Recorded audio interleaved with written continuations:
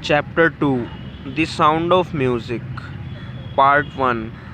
Evelyn Glennie listens to sound without hearing it. Before you read, first point. God may have taken her earring, but He has given her back something extraordinary. What we hear, she feels far more deeply than any of us. That is why she expresses music so beautifully. Second, read the following account of a person who fought against a physical disability and made her life a success story. First, rush hour crowds hostile for position on the underground train platform.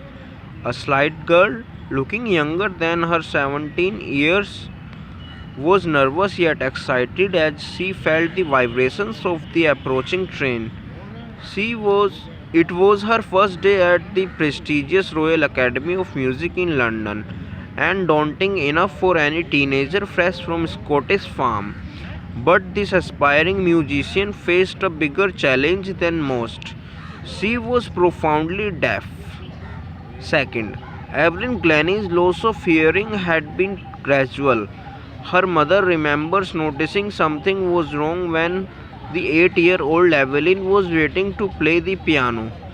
They called her name and she didn't move.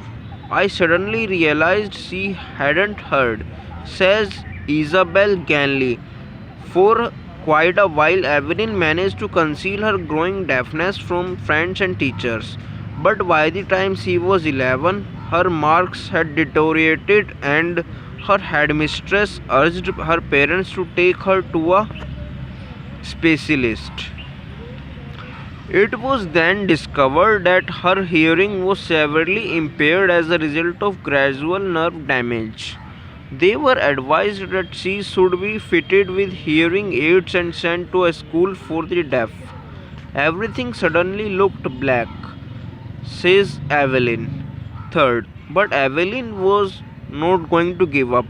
She was determined to lead a normal life and pursue her interest in music. One day she noticed a girl playing a xylophone and decided that she wanted to play it too. Most of the teachers discouraged her, but percussionist Rob Forbes spotted her potential. He began by tuning two large drums to two different notes. Don't listen through your ears, he would say. Try to sense it some other way, says Evelyn. Suddenly, I realized I could feel the higher drum from the waist up and lower drum from the waist down. Forbes repeated the exercise, and soon Evelyn discovered she could sense certain notes in different parts of her body. I had learned to open my mind and body to sounds and vibrations. The rest was never sheer the rest was sheer determination and hard work. Fourth, she never looked back from that point onwards. She toured the United Kingdom with a youth orchestra, and by the time she was 16, she had decided to make music her life. She auditioned for the Royal Academy of Music and scored one of the highest marks in the history of the Academy. She gradually moved to orchestral work to solo performers. At the end of her 3-year course, she had captured most of the top awards. Fifth, and for all this, Evelyn won't accept any hint of heroic achievement. If you work hard and know where you are going, you will get there. And she got right to the top. World's most sought after multi percussionist with a mastery of some thousand instruments and hectic international schedule. 6. It is intriguing to watch Evelyn function so effortlessly without hearing. In our 2-hour discussion, she never missed a word. Men with bushy beards gave me trouble, she laughed. It is not just watching the lips, it is the whole face, especially the eyes. She speaks flawlessly with a Scottish lilt. My speech is clear because I could hear till I was 11, she says.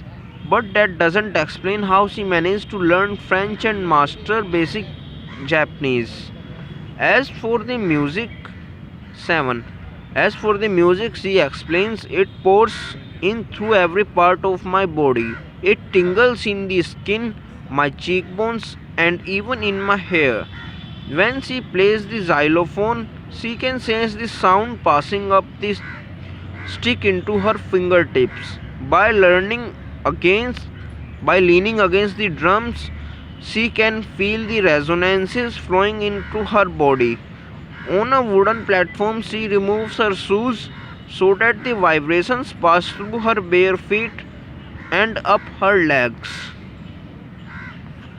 8. Not surprisingly, Evelyn delights her audience.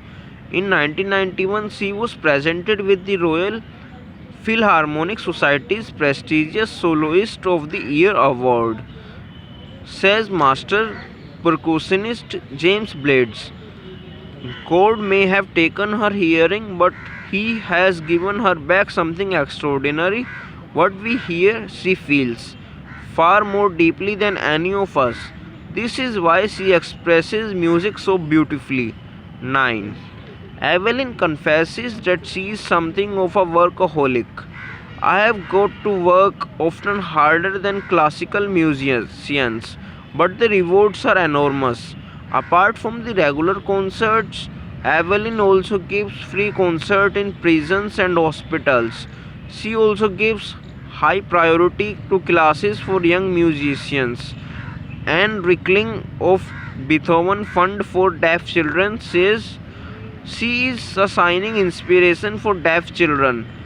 They see that there is nowhere they cannot go. 10. Evelyn Glennie had has already accomplished more than most of the people twice her age. She has brought to the front of the orchestra and demonstrated that it can be very moving. She has given inspiration to those who are handicapped. People who look to her and say, if she can do it, I can. And not the least, she has given enormous pleasure to millions.